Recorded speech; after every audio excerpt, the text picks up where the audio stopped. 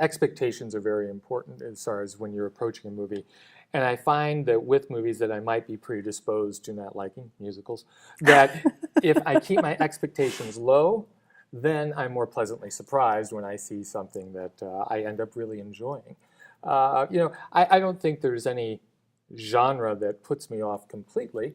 I mean, as long as the movie is done with some skill and intelligence, you've got me halfway there. Right, exactly. And I do think that when you go into a film, I try not to watch any kind of trailers beforehand. Are the worst. I don't read anyone's review before I go in. I want to have as much of a blank slate as possible, and I love it when I am pleasantly surprised, especially superhero movies are not my thing.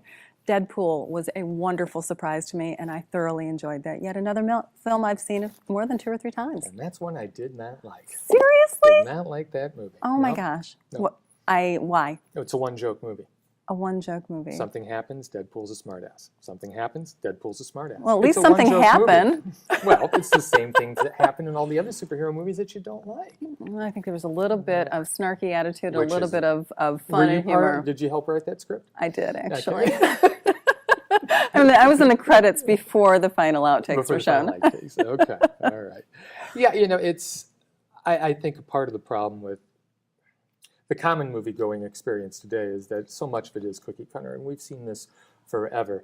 I think it's interesting that this summer at the box office, you're seeing these sequels not performing as well as they have in the past.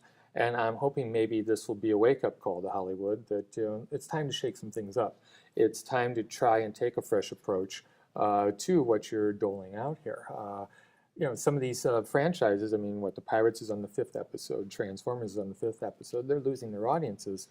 And like I say, I hope that's something that will eventually get us some more original product. Right, and I think independent film is really stepping up to the plate, and all the different film festivals that we have going on around the country, from the small ones, Indianapolis, to the big ones, Sundance and Tribeca, Toronto.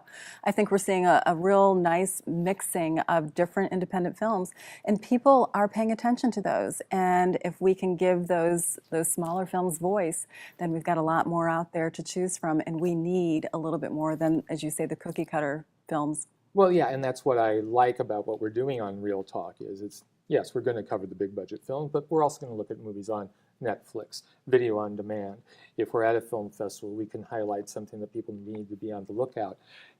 Never before have you had so many different platforms in which to deliver a film as we have today. Right. So there is more product out there.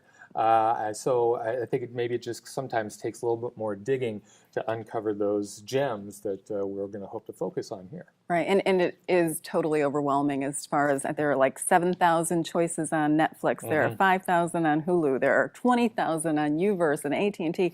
How does anyone keep it straight? It's really difficult to find those wonderful little gems that are hidden and buried beneath the surface. Yeah. But we can do that. And that's what we're doing here. We're going to start sifting through this stuff, and every week on Real Talk, we're going to make sure to point you in the right direction. I think our motto should be, we suffer, so you don't have to. And I have suffered a lot.